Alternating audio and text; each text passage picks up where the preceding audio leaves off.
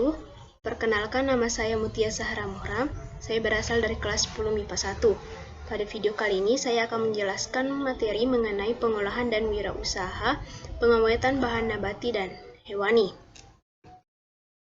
Baiklah, materi pertama yaitu mengenal produk pengawetan bahan nabati dan hewani.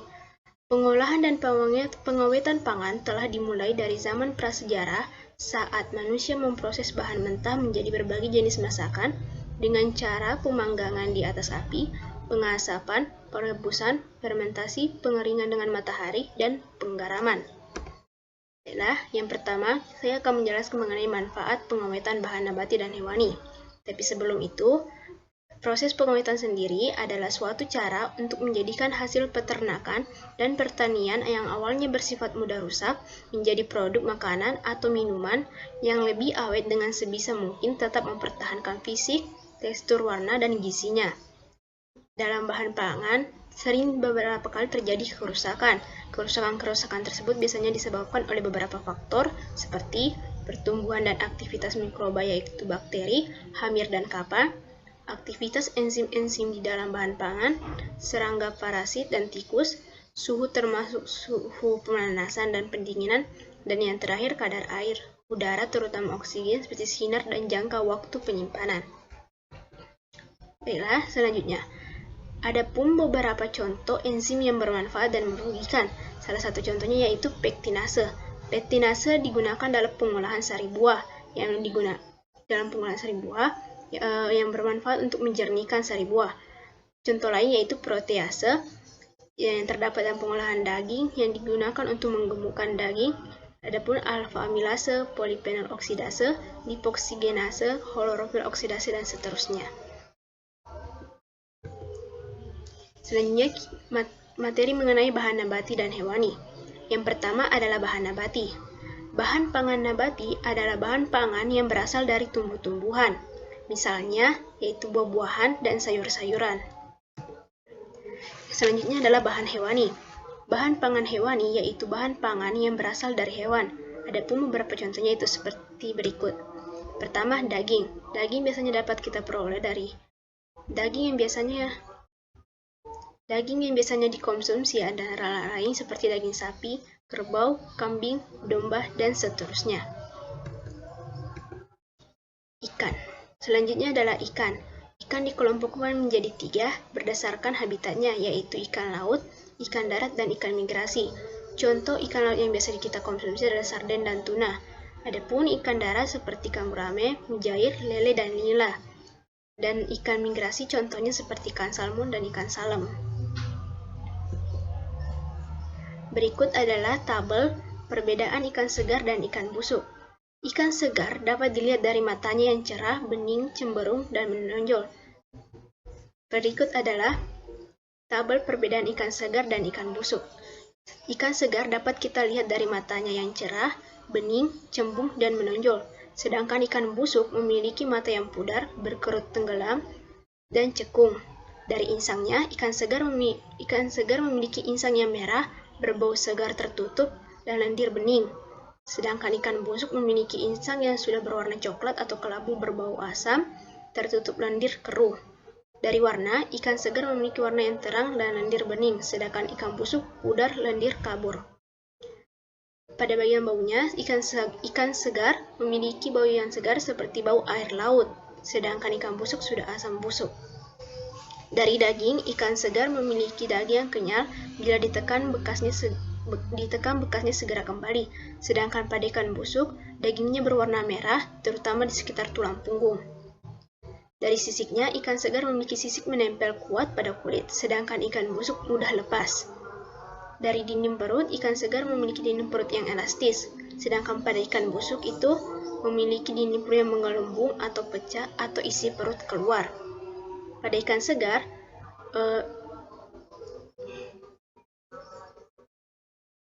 dalam bentuk ikannya, ikan segar itu tidak akan tenggelam dalam air, sedangkan ikan busuk akan terapung.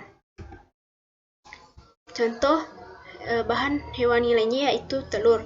Telur adalah makanan yang sangat populer karena bergizi tinggi dan dapat diolah menjadi berbagai masakan. Putih telur mengandung air, protein, karbohidrat, dan mineral. Sedangkan kuning telur mengandung komposisi bahan lebih lengkap, yaitu air, protein, lemak, karbohidrat, mineral, dan vitamin. Selanjutnya adalah susu. Susu merupakan pangan yang memiliki nilai gizi yang tinggi, yaitu air, lemak, protein, karbohidrat, vitamin, dan mineral. Berikut adalah tabel perbedaan bahan hewani dan hewan nabati. Bahan hewani pada umumnya mudah rusak, sedangkan bahan nabati umumnya daya awetnya lebih tinggi. Bahan hewani umumnya bersifat lunak, tidak tahan tekanan dan hantaman, sedangkan bahan nabati tak demikian pada beberapa bahan nabati. Bahan hewani memiliki sifat setiap bahan sangat spesifik dan sangat sukar Bahan hewani memiliki setiap bahan sangat spesifik dan sangat sukar digeneralisasi. Sedangkan bahan nabati memiliki sifat setiap bahan spesifik tetapi masih bisa dicari-cari sifat umumnya. Bahan hewani umumnya merupakan sumber protein dan lemak, sedangkan bahan nabati selain sebagai sumber protein dan lemak juga banyak berperan sebagai sumber karbohidrat, mineral, dan vitamin. Selanjutnya yaitu proses dan alat pengawetan bahan nabati dan hewani. Yang pertama adalah pengawetan dengan suhu rendah. Pengawetan dengan suhu rendah ini dilakukan dengan menyimpan bahan makanan di dalam lemari pendingin, yaitu kulkas atau freezer. Lemari pendingin memiliki suhu yang rendah. Umumnya yang dimaksud dengan suhu rendah itu berkisar antara minus 2 derajat Celcius sampai 8 derajat Celcius. Cara pengawetan pangan dengan suhu rendah ada dua macam, yaitu pendinginan atau cooling dan pembekuan atau freezing. Pendinginan yang biasa dilakukan sehari-hari dalam lemari es pada umumnya mencapai suhu 5 sampai 8 derajat Celcius atau minus 2 sampai 8 derajat Celcius. Pembekuan adalah penyimpanan bahan pangan dalam keadaan beku. Pembekuan yang baik dilakukan pada suhu minus 12 sampai minus 24 derajat Celcius. Pembekuan cepat atau quick freezing dilakukan pada suhu minus 24 sampai minus 40 derajat Celcius. Berikut adalah tabel suhu yang tepat untuk beberapa jenis buah dan sayur. Untuk buah-buahan alpukat, suhu optimumnya itu 7,5 derajat Celcius. Anggur 7,5 derajat Celcius. Apel 1-2 derajat Celcius, jeruk 2-3 derajat Celcius, dan seterusnya. Untuk sayuran contohnya yaitu buncis disimpan pada suhu optimumnya itu 7,5 sampai 10 derajat Celcius, kentang 4,5 derajat Celcius, ketimun 7,5 derajat Celcius, dan seterusnya. Berikutnya adalah pengawetan dengan suhu tinggi. Pengawetan dengan suhu tinggi sendiri dibedakan menjadi dua pasteurisasi. Dan selanjutnya adalah pasteurisasi. Pasteurisasi adalah suatu proses pemanasan yang relatif cukup rendah yang umumnya dilakukan di bawah 100 derajat Celcius dengan tujuan untuk mengurangi populasi mikroorganisme pembusuk sehingga bahan pangan yang dipasteurisasi tersebut akan mempunyai daya awet beberapa hari. Contoh bahan makanan. Dan selanjutnya adalah blanching. Blanching biasanya ini dilakukan pada suhu 82 sampai 93 derajat Celcius selama 3 sampai 5 menit. Dan yang terakhir yaitu sterilisasi produk secara sinambung atau proses aseptis. Pada prinsipnya, proses sterilisasi dapat dilakukan dengan berbagai kombinasi suhu dan waktu. Jika digunakan suhu yang tinggi, waktu sterilisasinya makin pendek. Diketahui bahwa kombinasi suhu yang lebih tinggi dan waktu pendek ini dapat memberikan keuntungan bermutu produk yang lebih baik.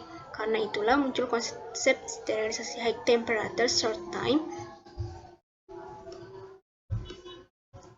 dan ultra high temperature.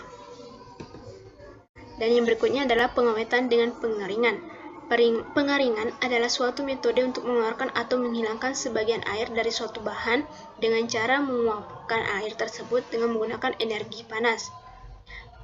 Pengeringan sendiri dapat dilakukan dengan dua cara, baik dengan menggunakan alat atau dengan penjemuran, yaitu pengeringan dengan menggunakan energi langsung dari sinar matahari.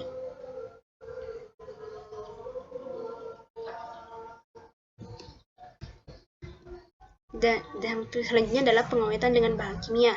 Pengawetan dengan bahan kimia dapat dilakukan dengan pemberian asam, pemberian gula dan garam, pemberian benzoat, pemberian asam sorbat, dan pemberian sulfur dioksida atau SO2. Dan yang terakhir adalah dengan antioksidan. Materi selanjutnya itu cara merancang pengawetan bahan nabati dan hewani. Hal yang pertama harus kita lakukan adalah yaitu mencari ide. Setelah mencari ide, kita harus melakukan percobaan. Setelah kita melakukan percobaan, kita dapat melakukan perencanaan produksi. Setelah perencanaan produksi selesai, kita dapat melanjutkannya dengan pembuatan produk pengawetan dari bahan nabati dan hewani. Adalah pengemasan dan perawatan produk hasil pengawetan bahan nabati dan hewani. Pengemasan dan pelabelan merupakan tahap akhir dalam proses pengolahan pangan sebelum dipasarkan. Dalam kemasan, ada beberapa hal yang harus diperhatikan untuk dapat memenuhi harapan konsumen adalah sebagai berikut, yaitu kemasan harus dapat melindungi isi dengan baik, mudah dibuka dan mudah ditutup serta mudah dibawa. Yang kedua, bentuk dan ukuran menarik serta sesuai kebutuhan. Ketiga, labeling harus jelas dan komplit. Dan yang terakhir, bahan kemasan harus ramah lingkungan. Adapun fungsi kemasan, secara dasar terdapat 3 fungsi. Yang pertama, yaitu fungsi perlindungan. Pada aspek ini, kemasan berfungsi untuk menjaga produk tetap bersih, pelindung dari kotoran dan kontaminasi. Artinya, melindungi produk terhadap kerusakan fisik, perubahan kadar air, dan penyinaran. Fungsi yang kedua adalah fungsi penanganan. Beberapa hal yang termasuk dalam fungsi ini antara lain kemudahan dalam membuka atau menutup, mudah dalam tahap penanganan, pengangkutan, dan distribusi. Dengan arti yang lain, mempunyai fungsi yang baik, efisien, dan ekonomis. Aman untuk lingkungan, mempunyai ukuran bentuk dan bobot yang sesuai dengan norma atau standar yang ada, dan juga mudah dibuang dan mudah dibentuk atau dicetak. Dan fungsi yang ketiga adalah fungsi untuk pemasaran. Kemasan menampakkan identifikasi, informasi, daya tarik, dan penampilan yang jelas sehingga dapat membantu promosi dan penjualan. Selanjutnya adalah perlindungan dan penanganan produk. Produk dalam kemasan dapat dilindungi dengan berbagai cara, antara lain dengan mengontrol keluar masuknya air atau hidratasi, mengendalikan suhu, mengatur atmosfer pengemasan, mencegah migrasi komponen volatil, dan penyinaran UV. Pengemasan untuk pemasaran. Penampilan suatu kemasan haruslah dapat menarik perhatian atau eye-catching. Hal ini mencakup warna, bentuk, merek, ilustrasi, tata letak yang berhubungan dengan faktor emosi dan psikologis. Contohnya yaitu misalnya tampilan visual kemasan jus buah haruslah dapat menimbulkan kesan menyehatkan, dan bentuk desain dan gambar pada kemasannya dipilih yang tidak kaku dan berwarna cerah. Selanjutnya adalah jenis dan bahan kemasan. Bahan kemasan dibedakan menjadi 3, yaitu kemasan primer, kemasan sekunder, dan kemasan tersier. Kemasan primer adalah kemasan yang berhubungan langsung dengan produk, ukurannya relatif kecil dan biasa disebut sebagai kemasan eceran. Contohnya yaitu kantung plastik untuk gula, kantung plastik untuk keripik, dan sebagainya. Sedangkan kemasan sekunder adalah kemasan kedua yang berisi sejumlah kemasan primer. Contohnya yaitu kemasan karton untuk air minum dalam kemasan kerat kayu untuk sirup dalam botol, dan sebagainya. Dan yang terakhir adalah kemasan tersier. Tersier adalah kemasan yang banyak diperuntukkan sebagai kemasan transport, contohnya kontainer dan kotak karton gelombang. Selanjutnya adalah bahan kemasan. Bahan kemasan bisa dibedakan menjadi 5, yaitu kemasan logam, kemasan gelas, kemasan plastik, kemasan kertas, dan kemasan fleksibel. Persyaratan kemasan yang pertama yaitu kemasan harus melindungi isi. Kedua, kemasan harus menjadi media penandaan terhadap barang yang dikemas sehingga label harus tercetak dengan jelas dan komplit. 3. Kemasan harus mudah dibuka dan mudah ditutup kembali serta berdesain atraktif. Kemasan harus dapat mempromosikan diri sendiri jika dipajang di dalam toko atau swalayan. Dan yang terakhir, bahan kemasan harus ramah lingkungan dan dapat didaur ulang. Pelabelan. Label dalam pelabelan berkaitan dengan 3 fungsi pengemasan, yaitu fungsi identifikasi, fungsi membantu penjualan produk, dan fungsi pemenuhan peraturan perundang-undangan. Label yang dimaksud memuat sekurang-kurangnya hal-hal berikut seperti nama produk, nama pedagang, komposisi, berat atau isi bersih, nama dan alamat produsen, nomor pendaftaran, tanggal atau bulan dan tahun kadaluarsa, serta kode produksi. Dan materi selanjutnya adalah wirausaha di bidang pengometan bahan nabati dan hewani. Wirausaha sendiri berasal dari kata wira dan usaha. Arti kata wira adalah pejuang utama, gagah, berani, teladan, dan jujur. Arti kata usaha adalah kegiatan yang dilakukan. Jadi dapat disimpulkan pengertian wirausaha adalah orang yang pandai atau berbakat mengenali produk baru, menentukan cara produksi baru, menyusun kegiatan untuk mengadakan produksi baru, mengatur pemodalan, serta memasarkannya. Kegiatan yang bersifat kewirausahaan misalnya adalah menghasilkan produk baru dengan cara baru pula, menemukan peluang pasar baru dengan menghasilkan produk baru, mengkombinasikan faktor-faktor produksi dengan cara baru, mendukung budaya dan mendorong eksperimen yang kreatif, mendorong perilaku eksperimen, dan lain-lain.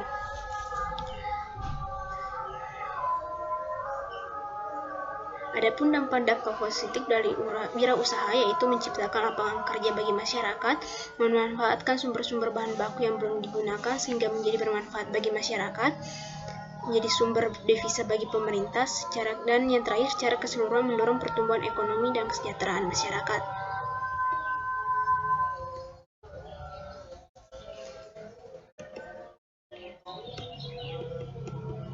Adapun beberapa karakter dan sikap kewirausahaan yaitu seperti percaya diri, berorientasi tugas dan hasil, keberanian mengambil risiko, kepemimpinan, berorientasi ke masa depan, keorisinalitas atau kreativitas, dan inovasi. Wirausaha yang inovatif adalah orang yang memiliki ciri-ciri sebagai berikut. Tidak pernah puas dengan cara-cara yang dilakukan saat ini, meskipun cara tersebut cukup baik, selalu menuangkan imajinasi dalam pekerjaannya, selalu ingin tampil berbeda, dan selalu memanfaatkan perbedaan. Syarat untuk menjadi wirausaha yang berhasil adalah memiliki sikap mental yang positif, memiliki keahliannya di bidangnya, mempunyai daya pikir yang kreatif, rajin mencoba hal-hal yang baru, inovatif, memiliki semangat juang yang tinggi, motivasi dan komitmen yang tinggi, mampu mengantisipasi berbagai risiko. Dan sekian dari penjelasan saya. Apabila ada kesalahan mohon dimaafkan. Wabillahi taufiq wal hidayah. Wassalamualaikum warahmatullahi wabarakatuh.